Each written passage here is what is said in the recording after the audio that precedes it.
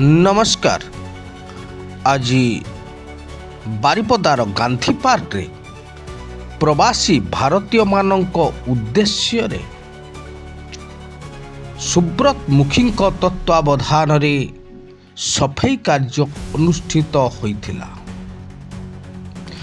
एथिरे बीजेपी रो वरिष्ठ कार्यकर्ता श्रीयुक्त कवि विष्णु शतपथी महोदय, वार्ड काउंसिलर लक्ष्मीधर हावड़ा महोदय एवं भौणी सभापति ओता तथा सुमन सिंह, ममता मंडल आदि सहित अन्यान्य कार्यकर्ता माने एही सफाई अभियान कार्य रे अंश नेइथिले।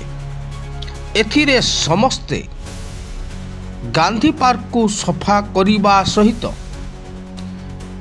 गांधींकर प्रतिमूर्ति रे पुष्पमाळ प्रदान करिथिले एवं एई स्वच्छ भारत अभियान रो यह एक अंग।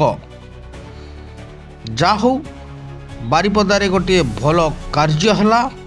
तेबे जो माने प्रथमे मो चैनल को आसीछंती दयाकरी सब्सक्राइब करदेवे एवं बेल आइकन को बजाई देवे, जद्वारा कि आपण मानक पाखकू बारिपदा बा मयूरभंज लोकल न्यूज सबू पहुँची जीवो।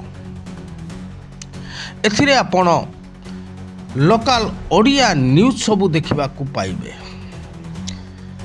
जाहो एथिरे पाखापाखी 50 जन कार्यकर्ता अंश नहीं।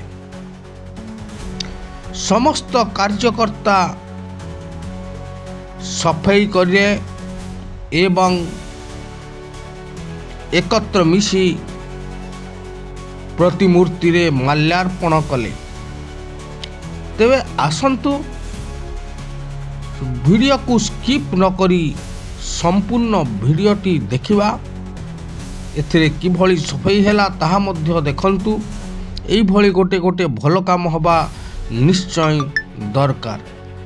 आसंतु समस्ते एई वीडियो को संपूर्ण भाव रे देखंतु, ता सहित लाइक एवं शेयर करंतु, जद्वारा अन्य भाई भौणी मानक पाखरे वीडियो पहुंची। आसंतु देखिबा संपूर्ण वीडियो।